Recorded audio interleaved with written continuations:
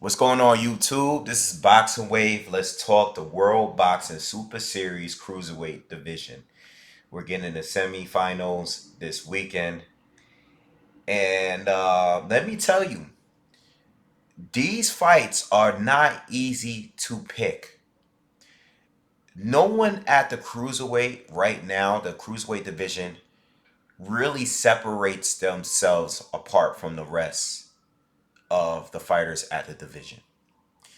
I remember last tournament, and I was making videos on the last tournament. I didn't know who would win. I was leaning towards Usyk, and he actually did win. But I knew that it was going to be between him and Gassiev. All right, and then at the very end, I said I'm going to roll with Usyk on this one, and he ended up winning.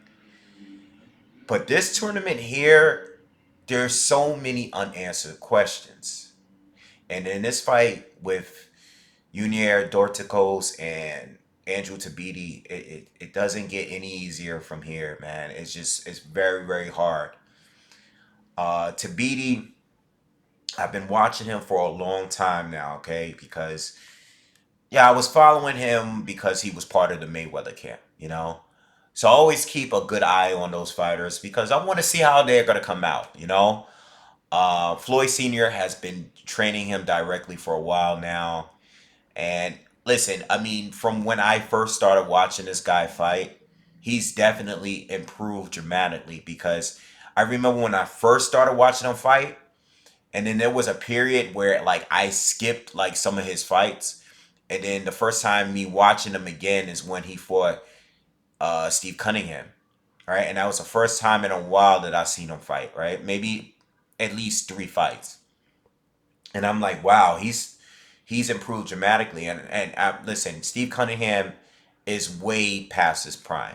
Okay, uh, much older now. Good fighter, still great shape, but he's past his best years. All right, he's lost to a lot of fighters. Some of those fighters, I think he did win against. But Andrew looked very impressive against Steve Cunningham.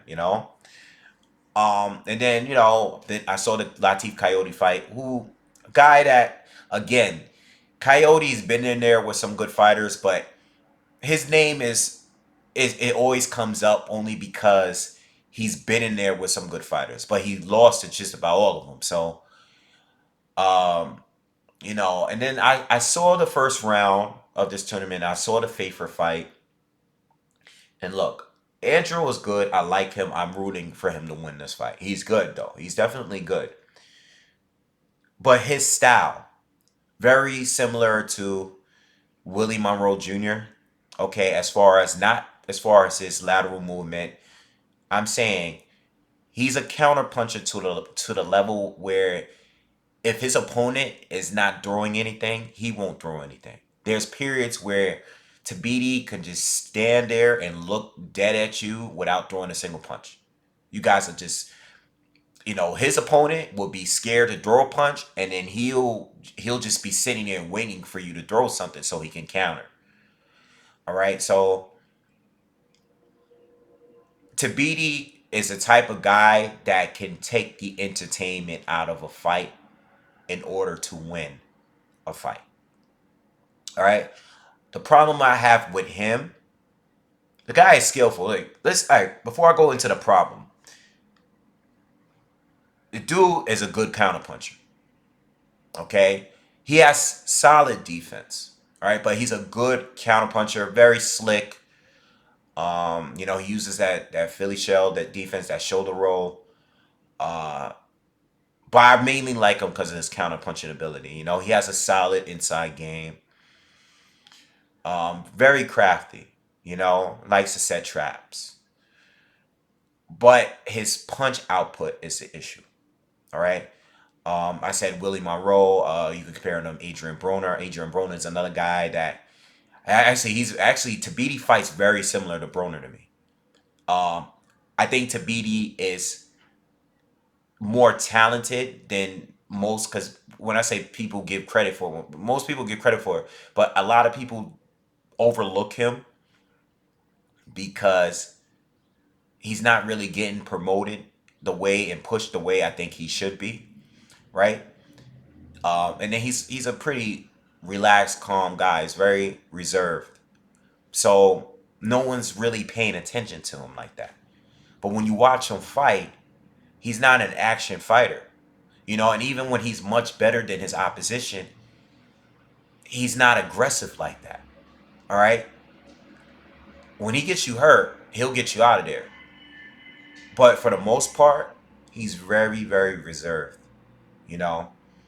Um, Now, comparing him to Dorticos, all right? Dorticos he's already been involved in this tournament before.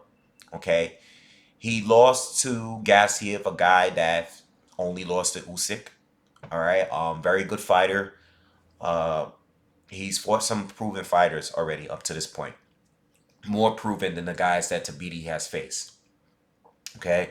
Dorticos lost to Gassiev in the last tournament.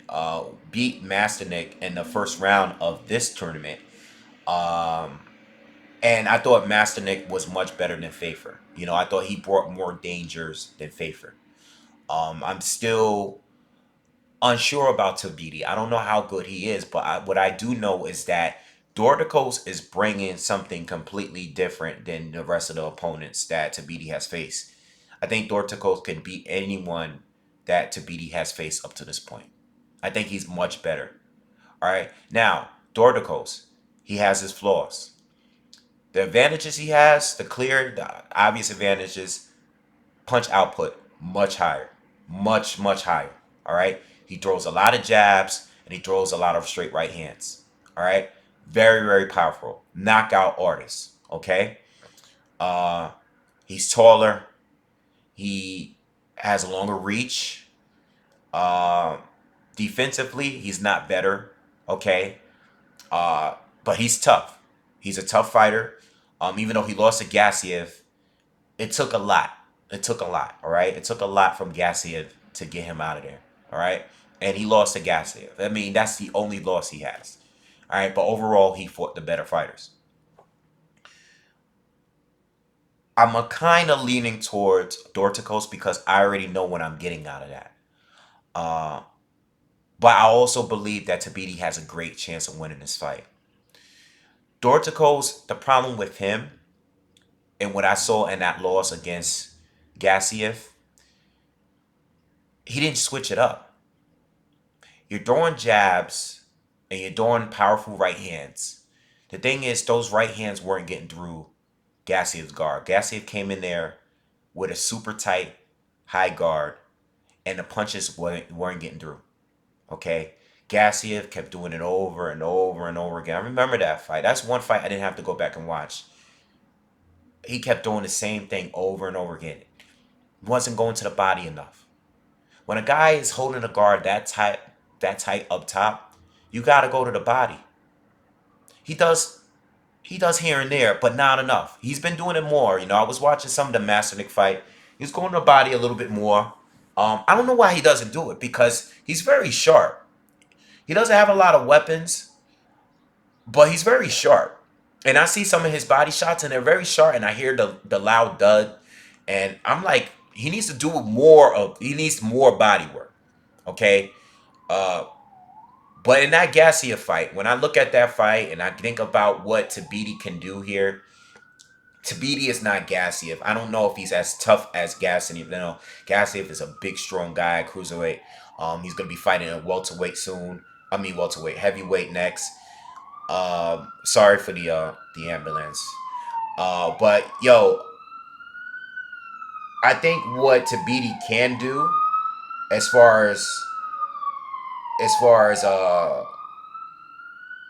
strategy going into this fight, is draw the fight out as late as you can.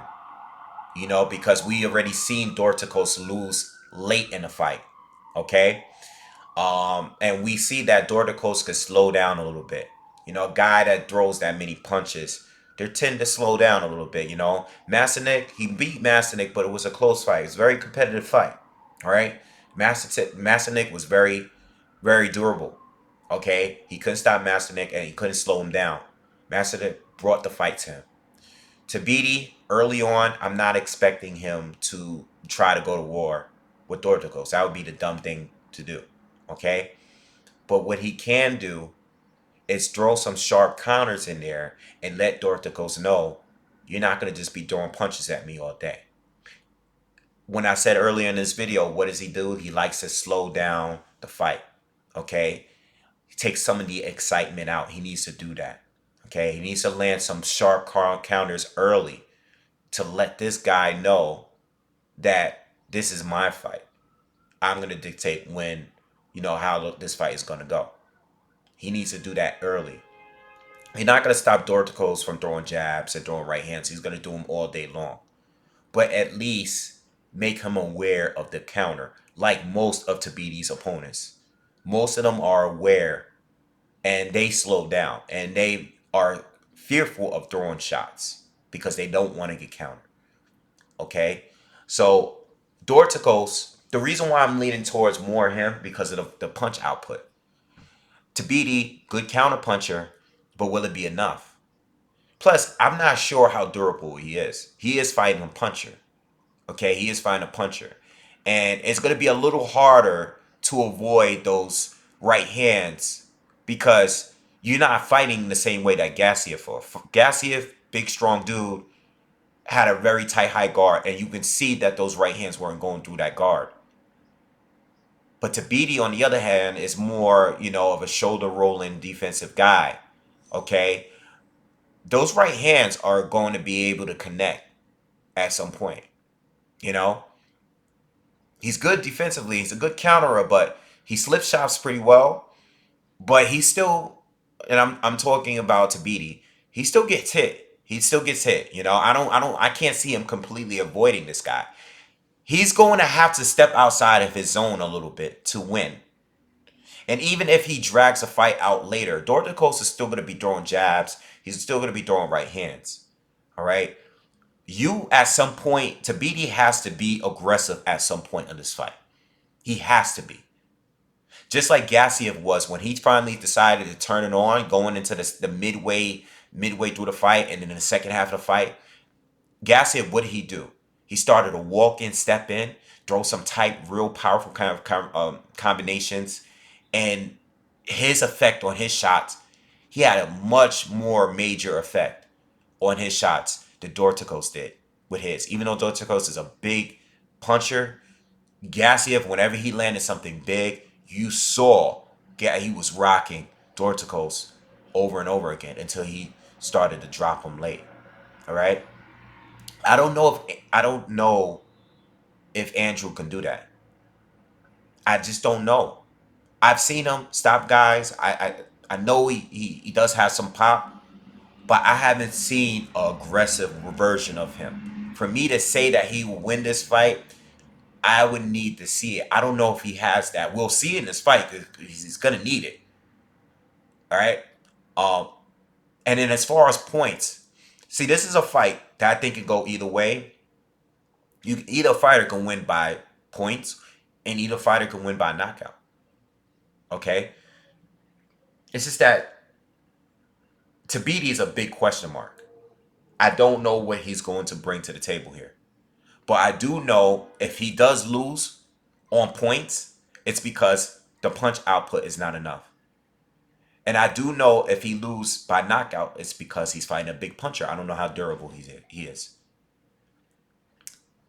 But I know where Dorticos, I think if it does go to decision, I think he could lose by decision if Tabiti some way can make him lower his punch output and counter him and outbox him. He could be outboxed.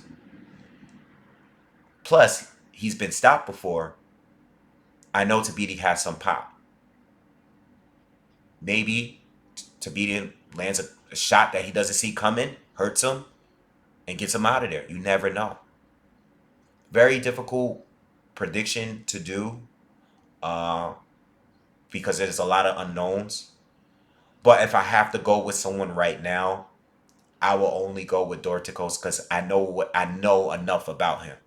Tabiti, I know a lot about him, but not on this level. So I have to go with Dorticos on this one.